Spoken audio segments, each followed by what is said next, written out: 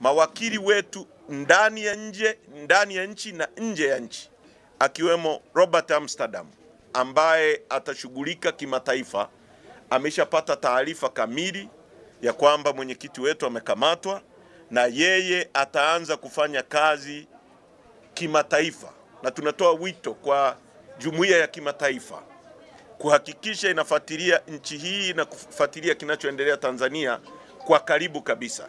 Kwa hiyo kwa upande wa kimataifa, wakili Robert Amsterdam na wengine ambao wako nje ya mipaka ya nchi yetu watafuatilia na kwenda kwenye maofisi mbalimbali ya kimataifa kwa ajili ya tukio hili.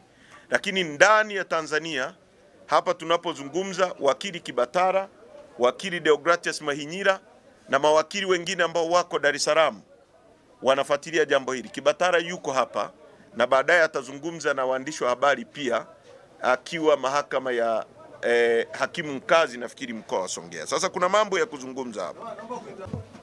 Kitendo cha kumshikilia mwenyekiti wetu na viongozi wengine ni kitendo cha kulaaniwa kwa nguvu zote. Mwenyekiti na viongozi wa Chadema tumejikita kwenye kuelimisha umma,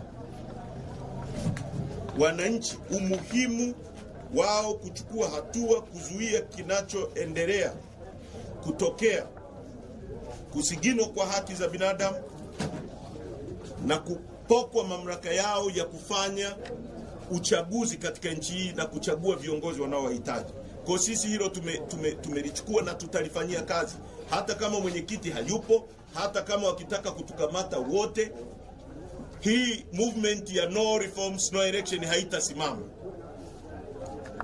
Kushikiliwa kwa mwenyekiti kwa Lissu ilikuwa ni matumizi makubwa sana, kwa sababu Lissu ni kiongozi ambaye angeweza kuitwa na akajipresenti yeye mwenyewe polisi kwa muda ambao wangekubaliana, lakini kwenda kumkamata kwa kupiga mabomu na kutumia excessive power kwa mtu mmoja ambaye pia tunajua hali yake alionayo, ilikuwa ni kitendo cha kulenga kumdhuru zaidi, kwa sababu tunajua Lissu alipigwa risasi mwaka 2017 na hali yake ya afya wote tunaijua.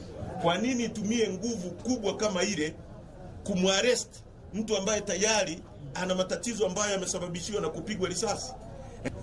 Chadema inaongoza kampeni ya kupinga vita ubadhirifu wa fedha za umma kama ilivyozungumza ripoti ya CAG, na hiyo iko kwenye ibara ya 27(2).